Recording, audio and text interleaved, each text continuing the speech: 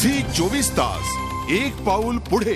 Cylinders बाबतची बातमी विस्ताराने। राज्य सरकारने सबसिडीतल्या गॅस सिलेंडर्स बाबत निर्णय घेताना गरिबांना दिलासा दिला असला तरी मध्यमवर्गीयांना मात्र गॅसवरच ठेवलेले आहे। वार्षिक 1 लाख रुपयांपर्यंत उत्पन्न असलेल्या कुटुंबियांनाच केवळ सबसिडीतील 3 सिलेंडर्सचा लाभ होणार आहे। त्यामुळे ज्यांचं उत्पन्न 1 लाखांपेक्षा जास्त आहे त्यांना त्याचा लाभ होणार नाहीये। तसंच अनुदानाची रक्कम लाभकर्त्याच्या थेट खात्यावर जमा होणार आहे। 370 रुपयांप्रमाणे वर्षातून 4 वेळा ही रक्कम सरकार खात्यावर जमा करणार आहे। या निर्णयामुळे सरकारच्या तिजोरीवर 1200 कोटींचा बोजा पडणार आहे। आज मंत्रिमंडळाने स्वयंपाकाच्या गॅसच्या बद्दल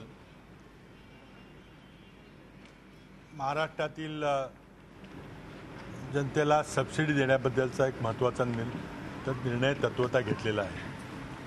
या निर्णयाची अंमलबजावणी करताना अजून बरीचशी डिटेल्स काढायचे आहेत। त्याची रूपरेषा अशी असणार आहे की केंद्र सरकारने 6 सिलेंडर कमी दरात देण्याचा निर्णय घेतलेला आहे।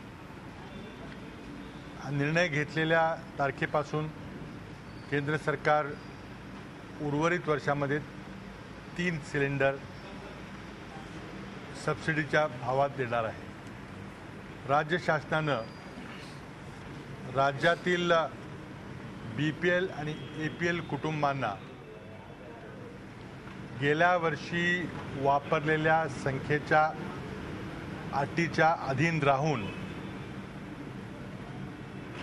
अतिरिक्त 3 म्हणजे एकूण 9 सिलेंडरपर्यंत देण्याचा निर्णय घेतलेला आहे। झी 24 तास एक पाऊल पुढे।